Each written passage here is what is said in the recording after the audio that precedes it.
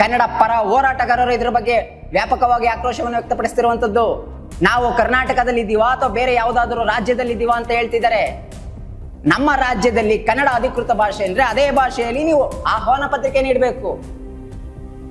ಬೇರೆ ಭಾಷೆಗಳು ಕೊಡ್ತೀರಿ ಅಂದ್ರೆ 22 ಭಾಷೆ ಭಾರತದ ಅಧಿಕೃತ ಭಾಷೆ ಇದೆ. ಅವರೆಲ್ಲರೂ ನಮ್ಮ ಕರ್ನಾಟಕದಲ್ಲಿ ಇದ್ದಾರೆ.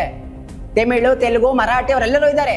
ಪತ್ರಿಕೆಗಳು ಇದೆ, ತಮಿಳ್ ಇದೆ, ಡೆಕ್ಕನ್ ಎರಡು ಇಂಗ್ಲಿಷ್ ಇದೆ, ಉರ್ದು ಭಾಷೆದು ಇದೆ. ಕೊಡಿ, ಆಯ್ತು. ನೀವು ಆಹ್ವಾನ ಪತ್ರಿಕೆ ಆಮಂತ್ರಣ ಪತ್ರಿಕೆ ಅಂದ್ರೆ ಕೊಡಿ. ಯಾಕೆ ಆ ರೀತಿಯ ಧೋರಣೆ ತರ್ತೀರಾ? ಕನ್ನಡ ಅಧಿಕೃತ ಭಾಷೆ ಅಂದ್ಮೇಲೆ ಅದೇ ಭಾಷೆಯಲ್ಲಿ ನೀವು ಮಾಡಬೇಕು.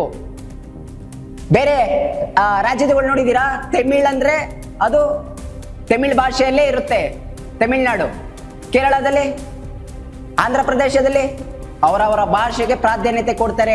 ಆದ್ರೆ ನೀವು ಯಾವುದೋ ಒಂದಿಷ್ಟು ಓಲೈಕೆಗೆ ಮಾಡುವಂಥದ್ದು ಅಥವಾ ಚುನಾವಣೆಗೆ ಮತದಾರರನ್ನು ಸೆಳೆಯಲು ಈ ರೀತಿಯ ಮಾಡ್ತಿರೋದು ಎಷ್ಟರ ಮಟ್ಟಿಗೆ ಸರಿ?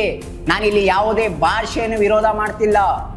ಕರ್ನಾಟಕದ ಕನ್ನಡದ ಅಧಿಕೃತ ಭಾಷೆ ಅಂತ ಮಾಡಿದ್ರೆ ಆ ಭಾಷೆಗೆ ಮಾತ್ರ ನೀವು ಪ್ರಾಧಾನ್ಯತೆ ಕೊಡಬೇಕು. ಬೇರೆ ಭಾಷೆಗಳು ಕೊಡ್ತೀರಿ ಅಂದ್ರೆ ಎಲ್ಲಾ ಭಾಷೆಗೂ ನೀವು ಕೊಡಿ. ಒಂದ್ ಕಣ್ಣಿಗೆ ಬೆಣ್ಣೆ, ಒಂದ್ ಕಣ್ಣಿಗೆ ಸುಣ್ಣ ಏನಕ್ಕೆ?